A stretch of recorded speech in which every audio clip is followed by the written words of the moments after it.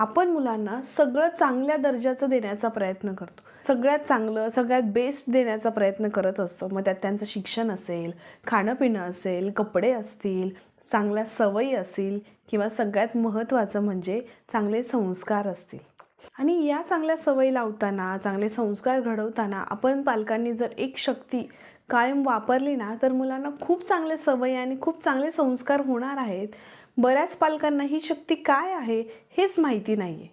मग ही शक्ती कोणती आणि ती कशी वापरायची, त्याचा काय फायदा होतो, हे सगळं आजच्या या व्हिडिओमध्ये आपण जाणून घेणार आहोत. त्यामुळे व्हिडिओ शेवटपर्यंत पाहत राहा.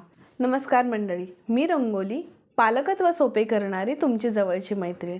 आणि चॅनलवर नवीन असाल तर प्लीज सबस्क्राईब करा, कारण तुमचं आणि तुमच्या मुलांचं नातं घट्ट करणाऱ्या वेगवेगळ्या विषयांवर आपण नेहमी चर्चा करत असतो. आपण पालक म्हणून किती घाईगडबडीत असतो. सकाळी उठल्यानंतर मुलांचा डबा, आपला डबा, किंवा मग घरातले जे लोक बाहेर कामाला जात आहेत त्यांचा डब्बा, घरातला स्वयंपाक, घरातल्या सगळ्या गोष्टी, आणि वर्किंग वुमेन असेल तर घरातलं करून तिला स्वतःला सुद्धा ऑफिसमध्ये वेळेवर पोहोचायचं असतं. या सगळ्या घाईगडबडीमध्ये आपली किती ओढाताण चालू असते नाही का. शारीरिक आणि मानसिकरित्या आपण अक्षरशः वैतागलेलो असतो. आणि या सगळ्यामध्ये जर आपल्या मुलांनी आपलं ऐकलं नाही, सांगितलेल्या गोष्टी केल्या नाहीत, किंवा काहीतरी सांडून ठेवलं आहे, काहीतरी तोडून फोडून ठेवलं आहे, मग काय होतं, आपली झालेली ओढाताण, आपली झालेली चिडचिड ही सगळी मुलांवर निघते. मुलांची छोटीशी चूक असते किंवा थोडंसं काहीतरी ऐकलेलं नसतं, पण तिथे आपली पेशन्स लेवल संपते आणि आपण आजूबाजूचा सगळा राग, सगळा ताण आपण मुलांवर काढतो. मग मुलांना ओरडणं, त्यांना फटका मारणं, आपली चिडचिड, मुलांची रडरड, हे सगळं काही घडायला लागतं. आणि एकंदरीतच घरातलं सगळं वातावरण खराब होऊन जातं. घरातलं सगळं वातावरण बिघडून जातं. आता हे जे काही आहे ते माझ्या घरात तर होतच आहे, पण तुमच्याही घरात होतं आहे. थोड्याफार प्रमाणात हे प्रत्येकाच्या घरात होत आहे. पण मला सांगा, या सगळ्या वातावरणाचा, या सगळ्या गोष्टींचा मुलांच्या मनावर काय परिणाम होत असेल, त्यातून मुलं काय शिकत असतील. कारण आपण पालक जे वातावरण मुलांना प्रोव्हाइड करतोय, ज्या वातावरणात मुलांना वाढवतोय, त्या वातावरणाचा डायरेक्ट परिणाम मुलांच्या वागणुकीवर, मुलांच्या मनावर होत असतो. त्यामुळे पालक म्हणून वावरताना आपण खूप संयमी राहणं गरजेचं आहे. सहज मूल शाळेतून येतं, बुटं एका बाजूला फेकतं, एका बाजूला त्याची स्कूल बॅग फेकतं, पायातले सॉक्स काढतं किंवा नाही काढत तसंच सोफ्यावर लोळतं, रिमोट हातात घेऊन TV पाहायला बसतं. त्यानंतर आपण पालकांची काय प्रतिक्रिया असते, काय रिॲक्शन असते. आपण सहज मुलांना म्हणतो, काय रे, किती आळशी आहेस तू, तुला कळत कसं नाही, इतका मोठा झालाय, जरा व्यवस्थित वस्तू ठेवायच्या, समजत कसं नाही तुला, इतका कसा वेंदळा आहेस तू. अहो, एवढं सगळं बोलण्यापेक्षा थोडं शांत राहून मुलांकडे पहा. सकाळपासून संध्याकाळपर्यंत शाळेमध्ये बसून अभ्यास करून कंटाळलेली असतात मुलं. शाळेत धावलेली असतात, पळलेली असतात, उड्या मारलेल्या असतात, त्यांनी कंटाळलेली असतात. थोडं त्यांना शांत बसू द्या, त्या क्षणी त्यांना शांत होऊ द्या. घे थोडंसं पाणी पी असं म्हणा, आणि त्यानंतर ना त्याच्याशी बोला. ठीक आहे, आता 10 मिनटं तू आराम केला आहेस ना, आता तुझ्या सगळ्या वस्तू जागेवर ठेव बरं. शक्यतो शाळेतून आल्यानंतर ना आपल्या सगळ्या वस्तू जागेवर ठेवायच्या आणि मग निवांत बसायचं.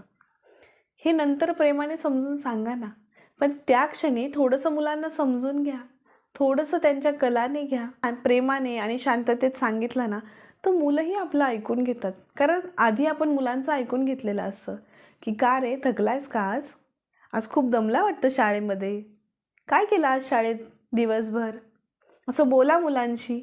मुलांचं थोडंसं ऐकून घ्या, म्हणजे मूल तुमच्याशी कनेक्ट होईल. आणि त्यानंतर ना मग तुमची कामं मुलांना सांगा.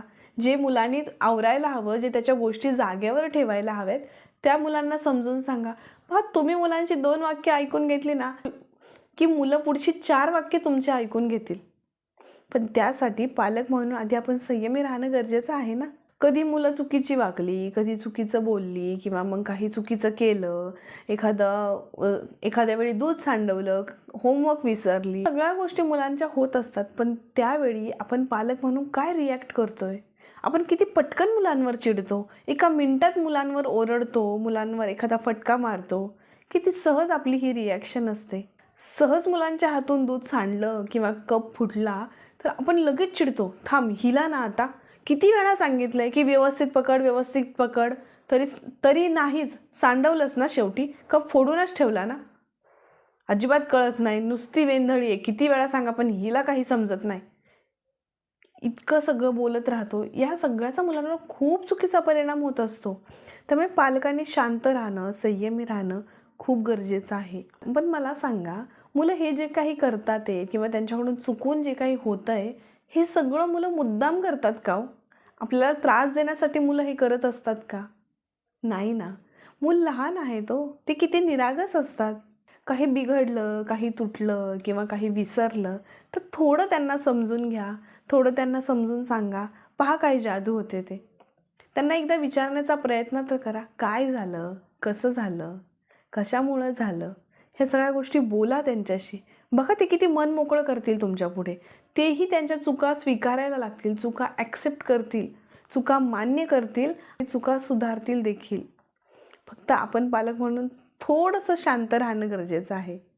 आपण आपल्या बोलण्याचा टोन थोडा शांत ठेवला, थोडंसं शांतपणे आणि प्रेमाने त्यांच्याशी बोललं ना, पहा मुलंसुद्धा किती मोकळी होतात, किती मनमोकळेपणाने आपल्याशी बोलतात, किती पटकन आपल्याशी कनेक्ट होतात. तर मुलंही आपल्याला ऐकून घेतात, आपल्याला समजून घेतात आणि स्वतःच्या चुका सुधारायला लागतात. मुलांना ना आपल्या प्रतिक्रिया नको असतात, आपले रिॲक्शन नको असते, आपला रिस्पॉन्स हवा असतो. आपण त्यांना समजून घेणं हवं असतं. पण त्याऐवजी जर आपण मुलांवर ओरडलो, त्यांच्यावर चिडचिड केली ना, तर मुलंसुद्धा रागीट होतात. मुलंसुद्धा चिडचिड करायला लागतात, रागाने मोठ्याने ओरडायला लागतात. आपल्या झालेल्या चुका मुलं लपवायला लागतात, मुलं आपल्याबरोबर खोटं बोलायला लागतात. त्यामुळे सगळ्यात महत्त्वाचं काय आहे, तर पालक म्हणून आपण संयमी राहणं, आपण शांत राहणं आणि आपल्या रागावर नियंत्रण ठेवणं. हीच तर पालकत्वाची खरी शक्ती आहे आणि ती आपण पालकांनी कायम जागृत ठेवायला हवी. ती शक्ती वापरून आपण मुलांना घडवायला हवं, तरच मुलांवर चांगले संस्कार होणार आहेत. आपण जर शांतपणे परिस्थिती हाताळली तर मुलांना शांत बोलण्याची, शांतपणे परिस्थिती हाताळण्याची सवय लागणार आहे. पण आपणच जर चिडचिड करत राहिलो, ओरडत राहिलो, तर मुलंही तेच शिकणार आहेत. आपल्याला जर मुलांना रागावर कंट्रोल ठेवायला शिकवायचं असेल तर आपण तो रागावर कंट्रोल ठेवायला हवा. तो कसा ठेवतात हे मुलांना आपल्या आचरणातून दाखवायला हवं, तर मुलं स्वतःच्या रागावर कंट्रोल ठेवणार आहेत. स्वतः शांत राहायला, कुठलीही परिस्थिती शांतपणे हाताळायला, झालेल्या गोष्टींवर डिस्कस करून शांतपणे बोलायला मुलं शिकणार आहेत. पालक मित्रांनो, एक गोष्ट कायम लक्षात ठेवा, मुलं लहान आहेत. त्यांच्याकडून झालेल्या गोष्टींवर, चुकांवर, चुकून झालेल्या चुकांवर त्यांना रिॲक्शन नको आहे, त्यांना रिस्पॉन्स हवा आहे. कारण त्या गोष्टी त्यांच्याकडून मुद्दाम झालेल्या नसतात.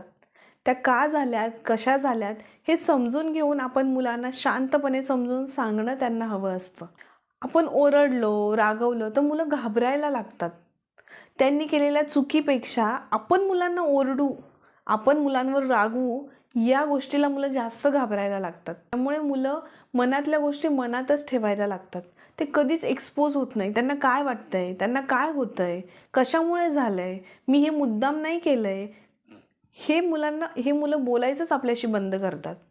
पण आपण शांत राहिलो आणि समजून घेत राहिलो, मुलांना एकदा कळालं ना की माझे आई बाबा मला समजून घेत आहेत, तेव्हा मुलांना आपल्याबद्दल विश्वास वाटणार आहे की मी माझ्यात एखादी गोष्ट आईबाबांबरोबर शेअर करू शकतो, आईबाबांना मी सांगू शकतो, आईबाबा मला समजून घेऊ शकतात.